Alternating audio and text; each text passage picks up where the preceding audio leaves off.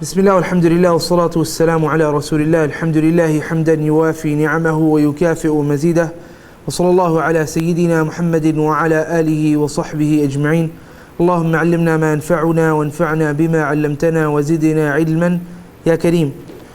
By the grace of Allah Azza wa Jal, we come together today to speak of a story from amongst the stories that took place in the life of the Prophet ﷺ. And I looked at the story, from a couple of days ago. And as I was looking at the story, I was thinking, what exactly is it that I should title the lecture based on what can be deduced from the story? So, a lot of titles came to my mind. So what I decided to name the talk is Just Made It.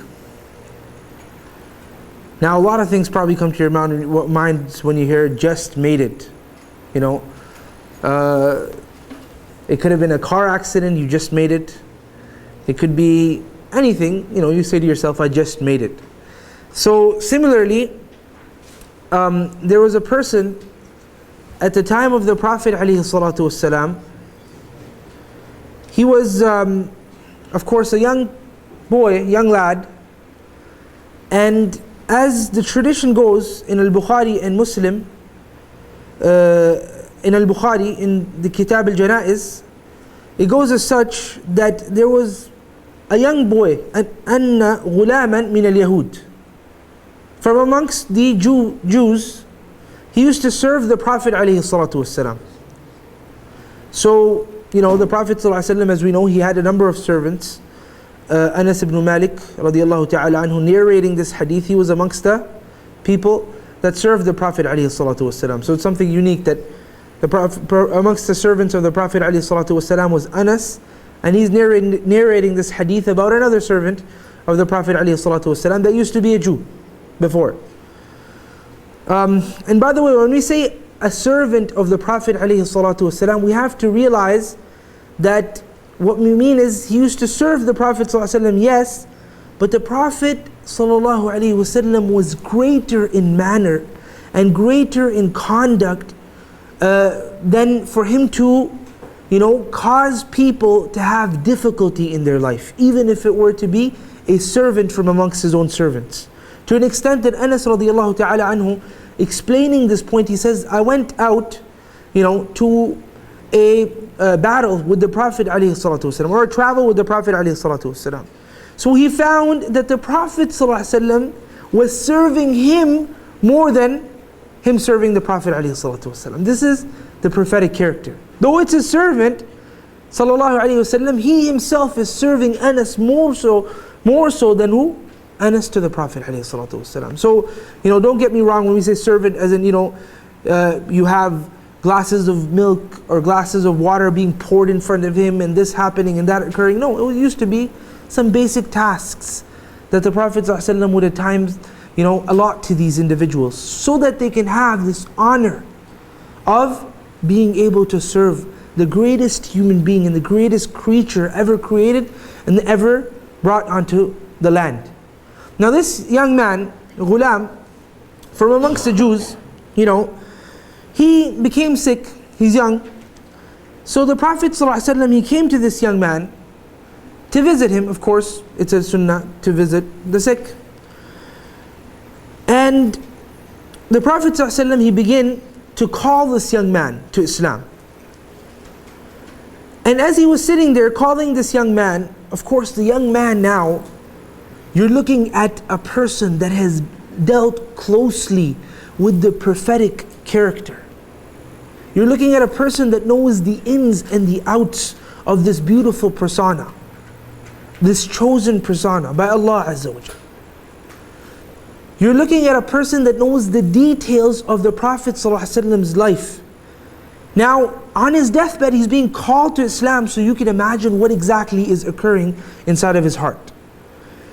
And so for that reason, he looked, this young man, Yahudi, the Jews, rarely ever do they convert to Islam. Over here, this is a Jewish lad or Jewish young man. He looks at his father, almost to ask his father, is it okay if I convert, type of thing. Because the Prophet ﷺ is calling him to Islam. So the father, he said, أطع أبا القاسم.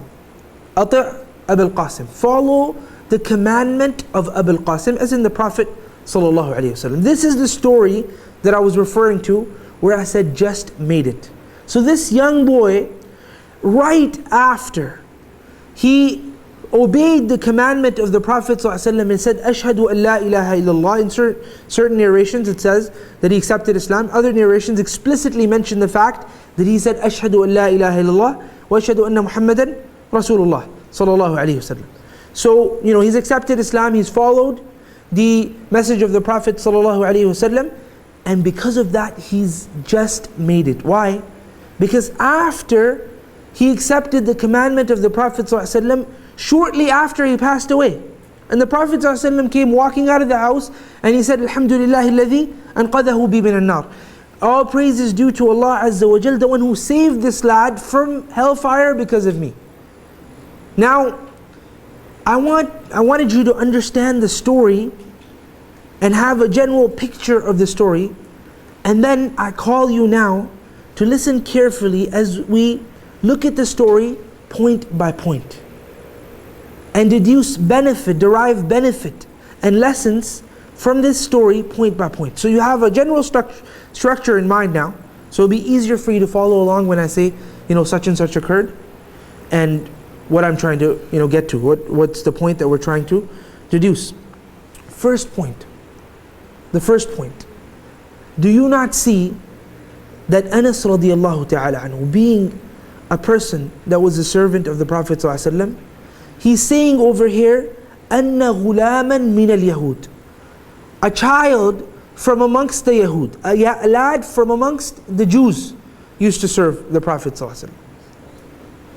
Point number one, think about the fact that all of the Sahaba, with all of the Ansar there, with all of the Muhajirin there, would you not imagine that each and every one would fight for this status and this honor to be, encompassed by their own son? Would you not imagine such a thing? Of course. Each and every Sahaba, forget their sons, they would die to go and serve the Prophet ﷺ themselves, not even their sons, not even their children. But even so, in the prophetic society, in the type of society that the Prophet ﷺ was developing, there was room for a Jewish lad, a Jewish young boy to come and work for the Prophet ﷺ. The point over here is that their society wasn't so enclosed that, to an extent that anyone that is away from Islam, there's no way that we can even bring him home, as we do maybe today in our societies. Here is the Prophet ﷺ delegating some of the most private and personal of tasks to a Jewish young man. A Jewish young man. And not only that, you see, not only that, but this also shows us the general rule of how a society should peacefully function, coexisting amongst one another. If you look at the life of the Prophet ﷺ, even in general, forget this particular incident. You have the Prophet ﷺ walking by, or he's on his mount, and as he's walking or he's on his mount, he stops all of a sudden and he sees people sitting with Jewish people. And this was incidents that took place in the life of the Prophet ﷺ. Gets off, says Assalamu alaikum wa rahmatullah to everybody, sits down with them. Now over here, in this particular scenario, Abdullah ibn Ubay is there, and you have other non-Muslims at that point that haven't accepted Islam, though afterwards they might have led up to become munafiqeen, but either way, at that point they haven't accepted Islam. The Prophet ﷺ comes walking and he sits down in a meeting where there's non-Muslims sitting.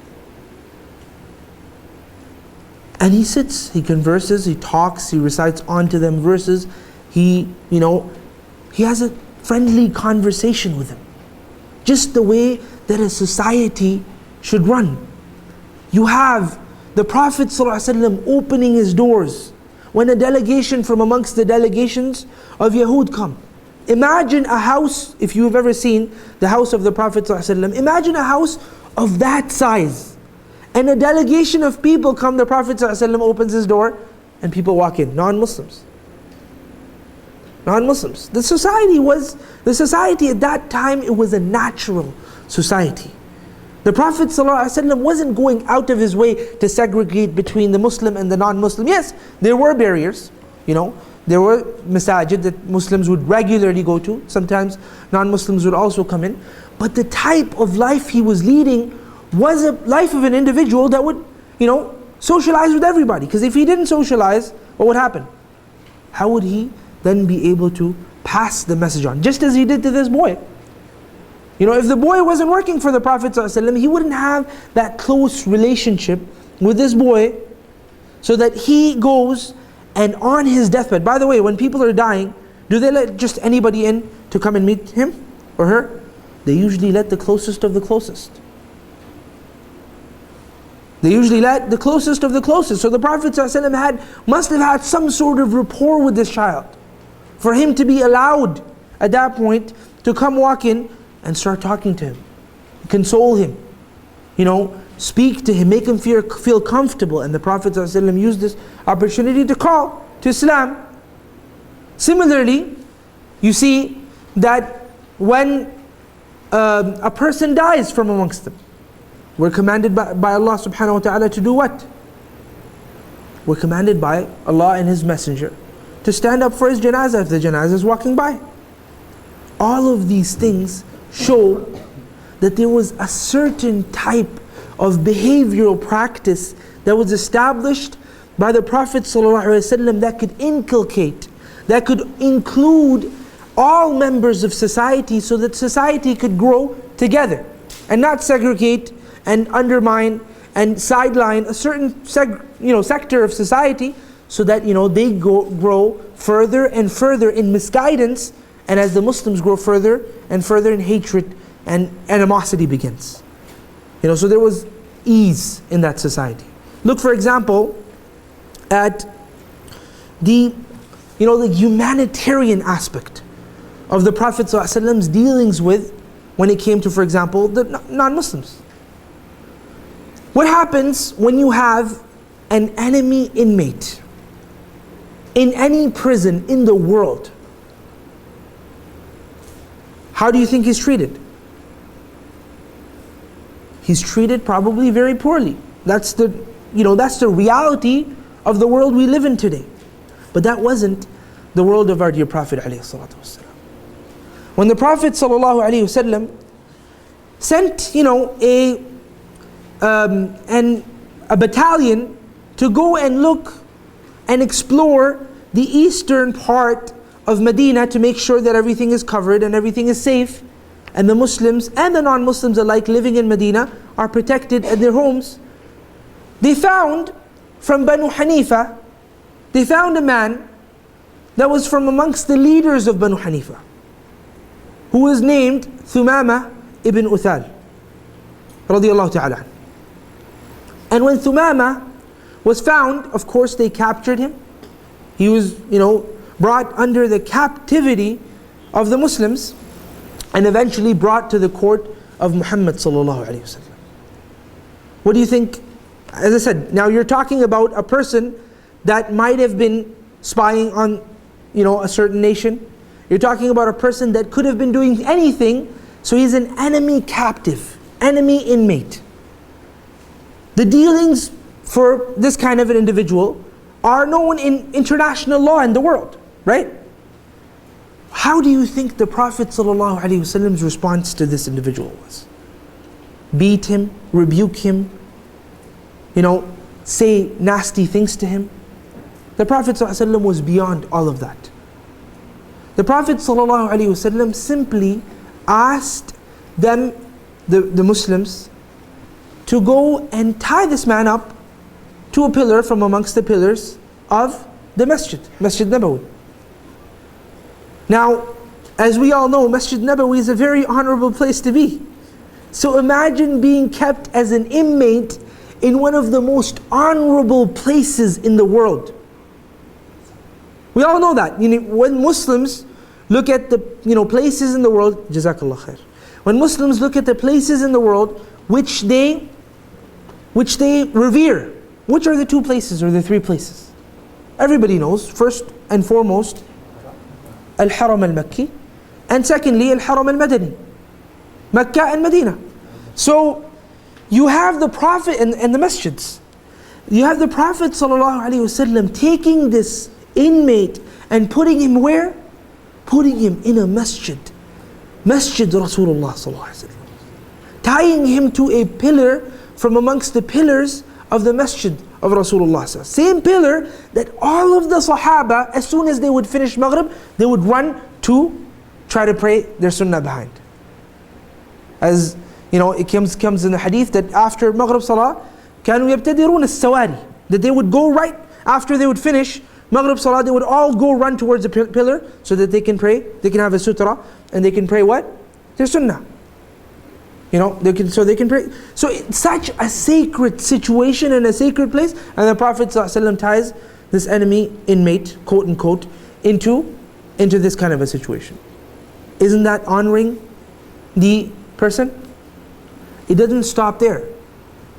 What happens in terms of food, in terms of clothing, in terms of all of these things? What do you think is done? The Prophet ﷺ tied this, you'd asked for this man to be tied here. He didn't say to him, what did you do? Why did you do? Where did you come from? What? None of these questions. All the Prophet ﷺ said to Thumama, he said, مَا عندك يا ثمامة? What is it that you want, O Thumama? Simple question. From a simple man, Rasulullah ﷺ. So Thumama ibn Uthal, considering the Prophet ﷺ as just any leader, he said to him, إن تقتل ذا دم وإن تنعم على شاكر وإن تريد المال فاسأل ما شئت. He said, if you kill, you're going to kill a person for whom an entire nation will come and fight for. Because I'm a leader, he's a leader. Thumama ibn Uthal is a leader. So he's saying, if you kill me, there's going to be a problem. There'll be a whole bunch of people that will not be happy with this. So you better be careful about killing me. He doesn't know the prophetic, character. Prophet ﷺ isn't out to kill people. So he said, so Thumama ibn Uthal, radiyallahu ta'ala anhu, he said to the Prophet ﷺ, إن تقتل ذا دم وإن تنعم على شاكر. If you were to kill me, as in Thumama, who's the captive, he said, if you were to kill me, that you're gonna kill a person for whom there will be an entire nation that will come to combat you. Because he's a leader. Thumama is a leader of Banu Hanifa, or amongst the leaders of Banu Hanifa. And he said, if in tun'im ala shakir. If you were to be generous to me, you will definitely be generous to a person that will, be thankful to you afterwards. I'm not gonna just forget the good you've done to me. وَإِن تُرِيدُ الْمَالِ. This is a leader from amongst the leaders of Banu Hanifa. He's saying, if you want wealth, then I'll give you whatever you want. Just ask. So the Prophet ﷺ, is he out to kill? Is he out to, be generous to him? Is he, sallallahu alaihi wasallam, is he out to kill? The answer is no. Is he out to be generous? We'll find out. I gave it away, didn't I? So, and then is he out for money? Is it money that he wants? Sallallahu alaihi wasallam? The answer is definitely no. So a day went by, and the Prophet ﷺ said, let him be as he is. And during this day, he was of course hungry. People need food. And Brother Jibreel, mashallah, he had some really nice food for us today. So, you see, the Prophet ﷺ, he himself being a leader of an entire nation, he had his own households. And this is amongst the manners for a person to honor another. He himself, from his own households, cooked food for this man and brought it an enemy inmate. Imagine, brothers, a captive, a person that has been taken captive. The Prophet, the leader of the nation, is bringing food from his own house to go and honor this person so he feels at home. Sallallahu Alaihi Wasallam. This is only the prophetic etiquette. Nothing more. This is the mannerism of a prophet. One day goes by, another day goes by, the Prophet ﷺ comes back to him and says the same thing. He said, what is it that you want? He didn't say, why did you do this? What were you doing? Were you spying? Were you? He said, ما عندك يا ثمامة. What was it that you wanted, O Thumama? Thumama realized through his dealings with the Prophet ﷺ in the previous day, and through looking at the prophetic school, the masjid of Rasulullah ﷺ, the way people would treat each other, the brotherhood that they had amongst each other, and the way they used to smile at one another, and just the beautiful atmosphere that was there, he realized he's not going to kill me. Within one day he realized he's not going to kill me. So he said, he didn't say the first thing. He said, "In taqtul taqtul dha damin." He said, this guy is not out to kill me. He's too nice. He's bringing me food from his own house. He's not going to kill me. So he said, "In tun'im tun'im ala shakir." And that's all he said. He said, if you were to be generous, then you are going to be generous to a person that's going to be thankful for you afterwards. So the Prophet ﷺ, he said, let him be. Same thing same thing happened the next day. The Prophet ﷺ sent for food to be sent to Thumama from his own household. He was looking into the situation of Thumama very closely. Thumama is sitting in the masjid of Rasulullah ﷺ, listening to the recitation of Rasulullah ﷺ, looking at the behavior, the character of the ashab of Rasulullah ﷺ, the companions of Rasulullah ﷺ, learning and understanding the behavior of a true Muslim. And then the next day, the Prophet ﷺ comes back to him a third time now. And he said, what is it that you want, Thumama? So the Thumama, he didn't even reply. He said, I've already told you what I want. I want you to be generous to me. And if you be generous to me, then you'll find me thankful. You'll find me thankful. So what do you think the Prophet ﷺ did? He said, let him go. Khalas, this is what he wants. He wants us to be generous to him.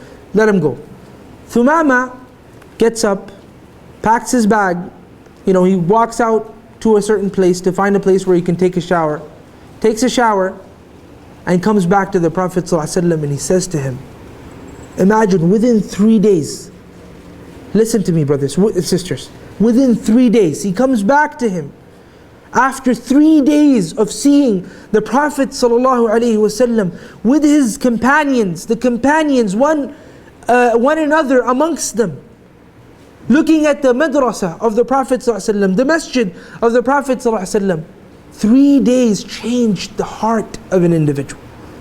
He came back, he said, Ashhadu an la ilaha illallah wa ashhadu anna Muhammadan Rasulullah. I bear witness that there is no God worthy of worship except Allah, and that Muhammad ﷺ is his messenger, and none other than that.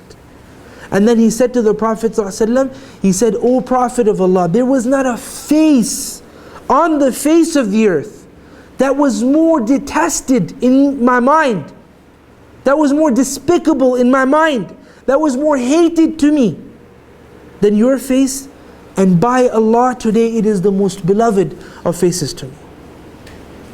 And all of that happened because of the prophetic character, alayhi salatu wasalam. So he wasn't out to, distort society. He wasn't out to make, cause instability in society where a certain class of people, they get segregated, they get sidelined, they get put aside. No, the Prophet ﷺ had a certain way of dealing with Muslims, and he had a very, very positive way of dealing with non-Muslims as well. Alayhi salatu wassalam. And that's why you see, within 3 days, this man, he hates the Prophet ﷺ, and now he says, you're the most, he has a father, he has a mother, he has children, but even through all of those, he still loves the face of the Prophet ﷺ more. He loves the face of the Prophet ﷺ more. And the Arabs back in the days, rarely ever would they lie. So these are some of the things that you can see from the fact that the Prophet ﷺ went to this young lad, and he was Yahudi, he was a Jew, And as we said, another situation where the Prophet ﷺ's prophetic mannerism towards non-Muslims shows and appears is when the Prophet ﷺ was walking. Now this shows the humanitarian concern of the Prophet ﷺ. And how it's not just about, we, us, I, me, myself and I. No. The Prophet ﷺ has a janazah walking by him. And as the janazah walks, the Prophet ﷺ stands up. Now the Sahaba, they do nothing but follow the Prophet ﷺ. As soon as the Prophet stood up, though they knew this is not a Muslim janazah, they all stood up as well. Subhanallah. As soon as they saw the Prophet ﷺ standing, they stood up as well. But then they thought maybe the Prophet ﷺ didn't know that it's a non-Muslim janazah. So should he really be standing for this non-Muslim janazah, non-Muslim funeral? So they said to the Prophet ﷺ, it's only a body of a Jew that passed away. So the Prophet ﷺ, what do you think he replied back? And said, he said to them, أَلَيْسَتْ نَفْسًا? Is this not a soul? Is it not a human being that has died? Be it a Muslim, a kafir, a Jew, a Christian. Is it not a human being? This hadith, by the way, is in Bukhari.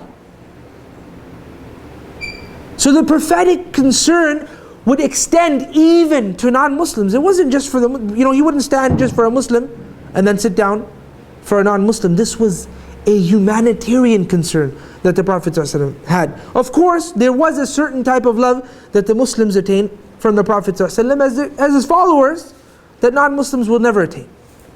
But that doesn't mean the Prophet ﷺ used to sideline. They were all his ummah. One was ummah of ijabah, those that answered his call. One was ummah that he wished for them to answer his call. One was ummah ad-da'wah, the ummah that he was calling. They were all from his nation. But what I mean, don't get me wrong, I don't mean they were all Muslims. I mean they were all from a nation that the Prophet ﷺ was sent to. So his concern was extending to every single person, till this day, from that nation. Be it people that accepted the call, or people that rejected the call. The concern still remains.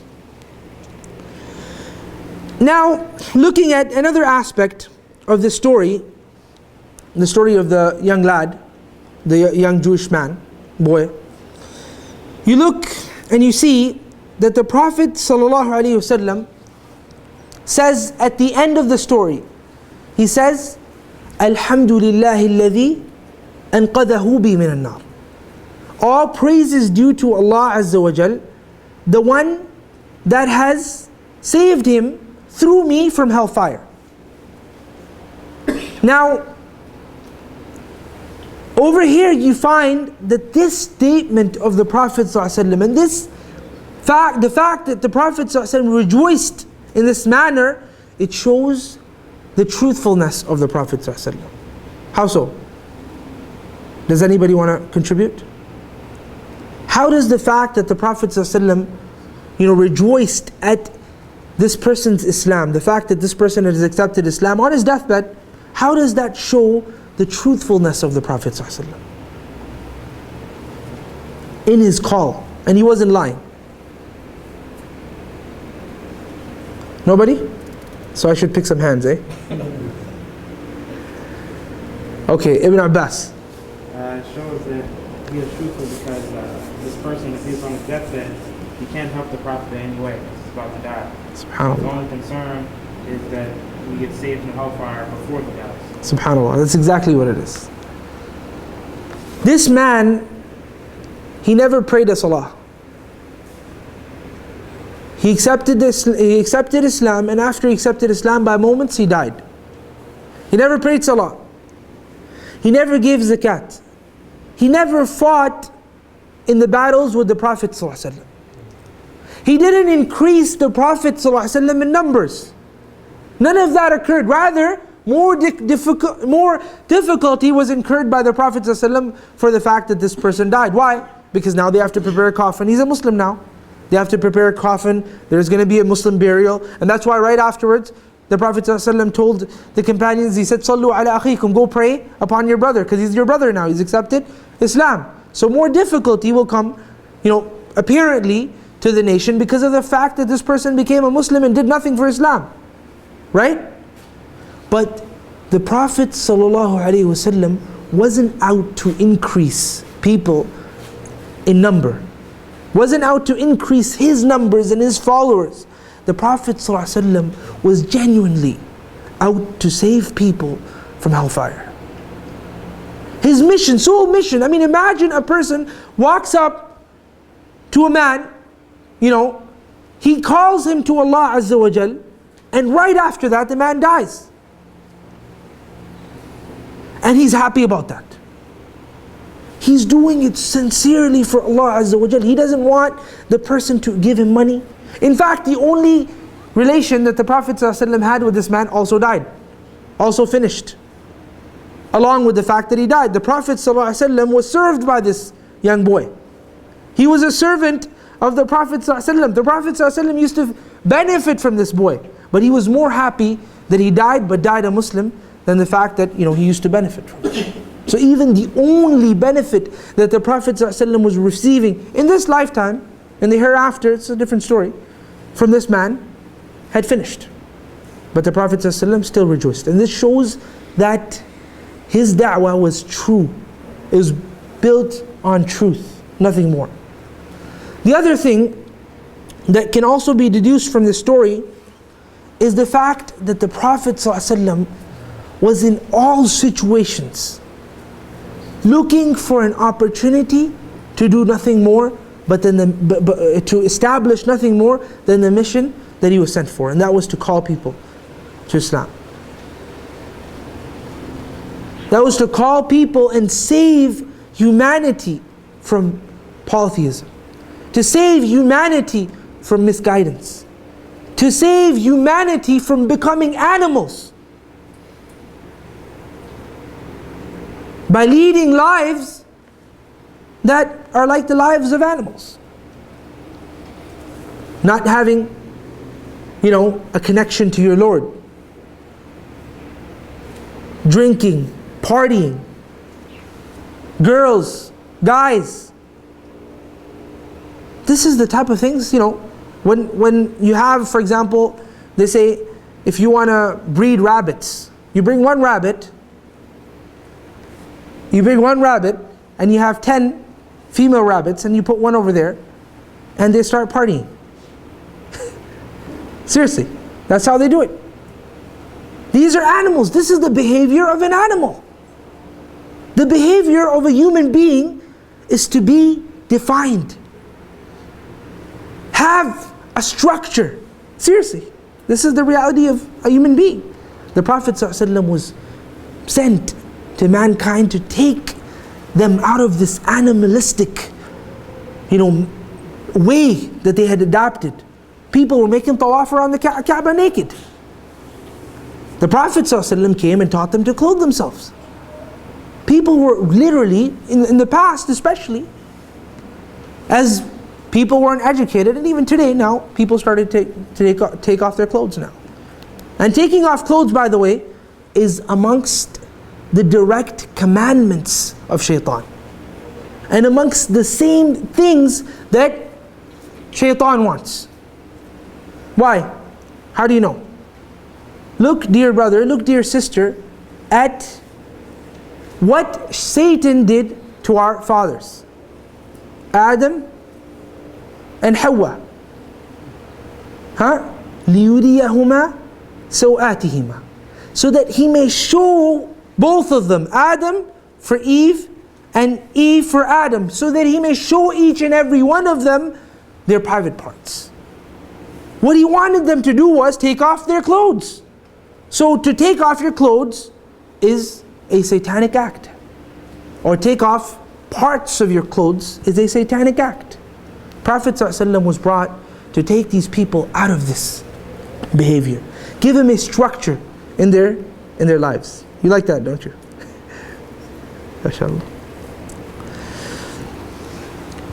And then another thing that can also be derived from the story is the fact that the Prophet ﷺ, as soon as they became Muslim, this child became Muslim, this young boy, he became Muslim. The first thing, what did he do? alayhi salatu wasalam. The first thing he did, sallallahu alayhi wasallam, was that he told the other Sahaba, he told them, Sallu ala akhikum. Go and pray upon your brother. So what's he trying to do over here? Ibn Abbas. Create brotherhood. MashaAllah, you're a faqih, man. He's trying to create brotherhood. He's trying to create brotherhood. That as soon as this person, because you know what? He's a Jew. He was a Jew. He's accepted Islam. Maybe some people that didn't have strong iman yet, they didn't realize that just the fact that he said, Ashhadu an la ilaha illallah, from now on, he's considered our brother in Islam. Right away, the Prophet ﷺ, what did he do? He went and he started strengthening that tie, that feeling of brotherhood, that this is your brother. You have certain furud, certain obligations, communal obligations towards him, even if he's deceased. You have to prepare a coffin for him. You have to bury him. You have to pray salah upon him. You have to wash him. 4 of the furud kifaya, furud al-kifaya towards the person that dies, for all believers. If a Muslim dies and there is a certain number of people, for example, a number of people are walking in the desert. Like 10 people are walking in the desert. One of them dies. They're all Muslims. Can they just leave him there stranded? Huh? Islamically, can they leave him there stranded? No. Even when this person is dead, because of the fact that he's our brother in Islam now, we have certain rights that we have certain obligations that we have to attend to. To wash his body. To prepare a coffin for him. To bury him and to pray Salat al-Janazah upon him. 4 things that need to be done. So right away the Prophet ﷺ is reminding these people, reminding these Sahaba that there are certain rights that you have towards this brother of yours. And with that being said, I'll stop. وصلى الله على سيدنا محمد وعلى آله وصحبه أجمعين.